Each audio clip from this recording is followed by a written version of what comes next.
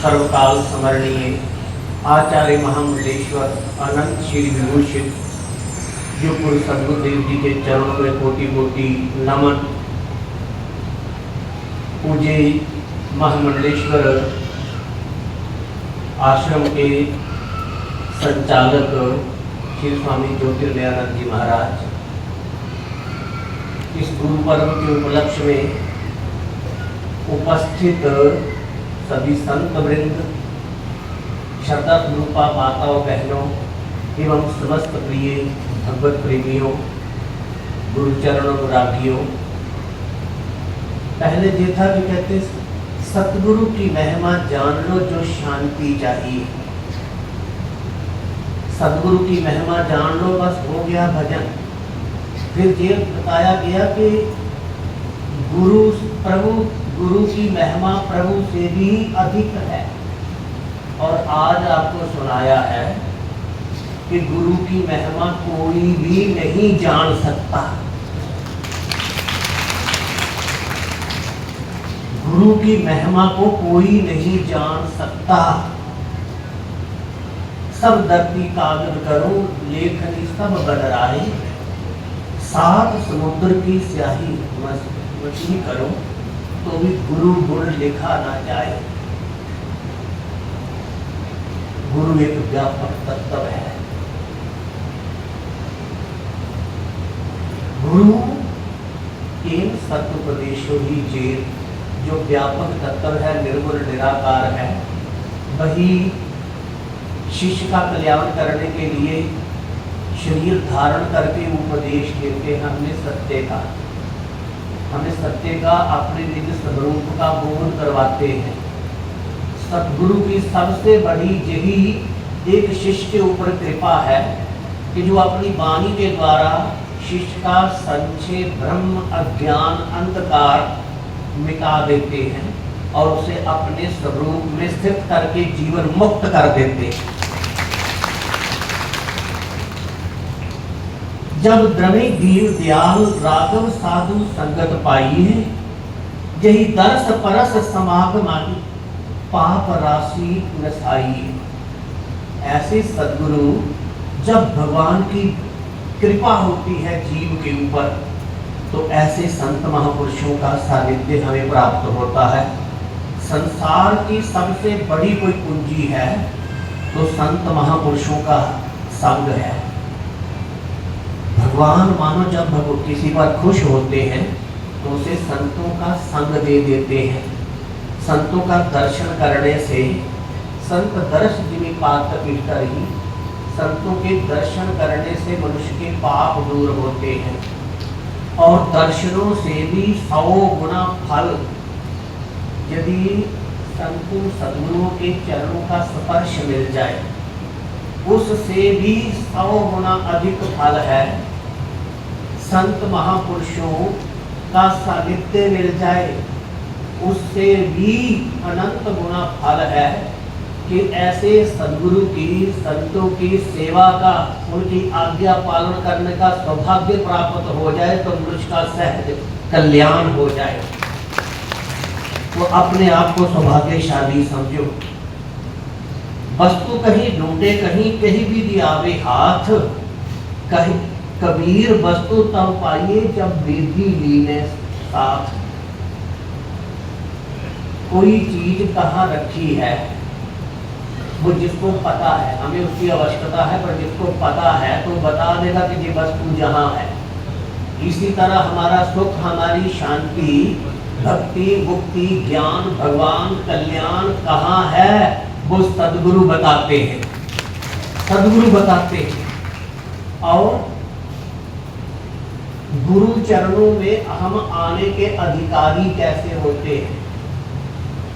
क्या सचमुच हम अधिकारी हैं? एक युवक, नव युवक, उस संसार से दुखी होकर के उसने ये सुना था कि संत महापुरुषों की शरण में चले जाओ तो व्यक्ति सुखी हो जाता है, उसका कल्याण हो जाता है। तो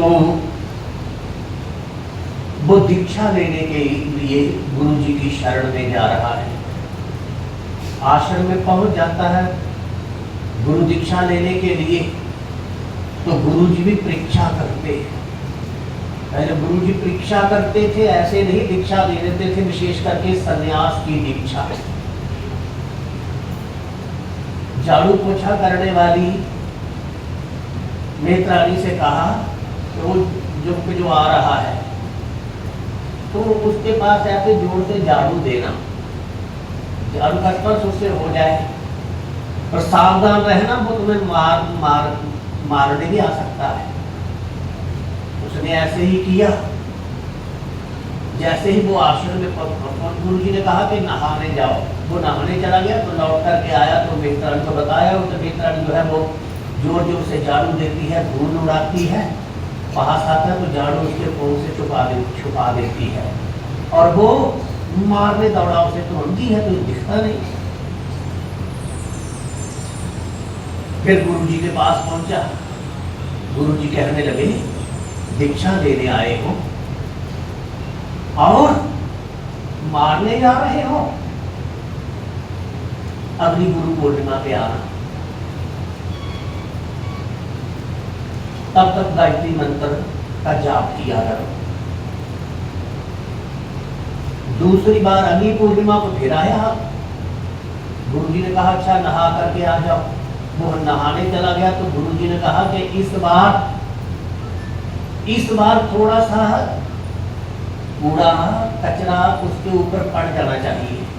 गुरुदेव को तो मारने ना, मैंने भाग करके जान बचाई थी, कहते नहीं इस बार मारेगा नहीं, थोड़ा बड़बड़ाएगा जरूर। ऐसे ही किया तो वो गुस्से में जो दिखाई नहीं देता, तुमने मेरे मैं नहा करके आया हूँ, अभी गुरु दीक्षा लेने जा रहा हूँ और तुमने मेरे ऊपर ये कूड़ा कचरा गिरा दिया। फिर गुरु जी के पास गए तो गुरु जी कहते अब तो मारते तो नहीं, पर पशुओं की तरह गुर्राते तो हो, हुंकारते तो हो, अभी तुम इसके अधिकारी नहीं हो, जाओ अगली गुरु पूर्णिमा को आना। 1 वर्ष के बाद 1 वर्ष फिर उसने गायत्री मंत्र का जाप किया, अपने क्रोध पर, अहंकार पर संयम की साधना की, और फिर आया। गुरु जी ने कहा नहा करके आ जाओ, और उस मेहरानी को कहा इस बार पूरी टोकरी उसके ऊपर, ये कूड़े कचरे वाली टोकरी, गंदगी वाली टोकरी उसके ऊपर उड़ेल देना पूरी। महाराज को तो मारेगा नहीं, इस बार कुछ नहीं कहेगा, ठीक है। उसने ऐसे ही किया, टोकरी पूरी उसके सिर के ऊपर जो है वो डाल दी। तो उसने अब उसको क्रोध नहीं आया, उसने चरण पकड़े, कहने लगा हे देवी तू मेरी गुरु है, आज तूने मेरे को सिखा दिया है, तूने मेरे को निम्रता सिखा दी है। तू मेरी गुरु इसलिए है कि तेरे कारण मेरे क्रोध का भी और अहंकार का भी विसर्जन हो गया। फिर नहा करके गुरु जी की शरण में आए तो गुरु जी ने उसे गले लगा दिया। हम भी अपनी ओर झांक करके देखें, क्या हम भी सचमुच गुरु दीक्षा के अधिकारी हैं? संन्यास दीक्षा के, गुरु दीक्षा के अधिकारी हम हैं? क्या हमारे में ये विकार है? ये विशेष करके क्रोध और अहंकार कई कोटि कर्म लगे रहो, जब आए क्रोध की लहर किया कराया सब गया, जब आया अहंकार, जी क्रोध और अहंकार की अग्नि मनुष्य के पुण्य जो है वो भस्म कर देती है और मनुष्य को चैन से नहीं रहने देती। जब ये क्रोध पहले अपनी छाती जलती, फिर बोलता व्यवहार करता है तो दूसरे की छाती को जलाता है, कहाँ सुखी हो पाता है।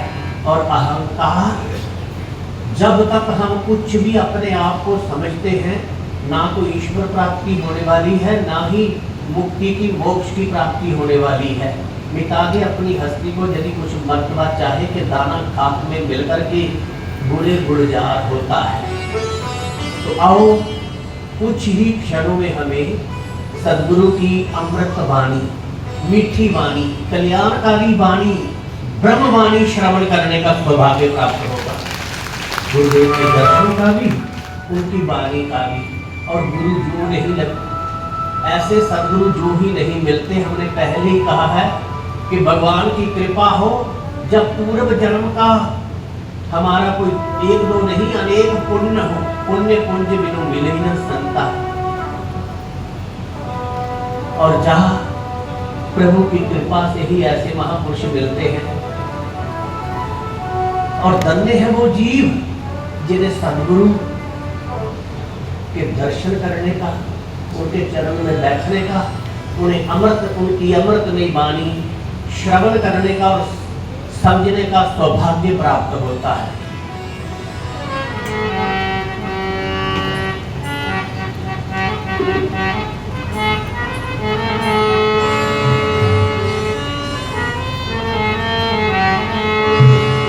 पंजाबी में कीर्तन सुनाएंगे।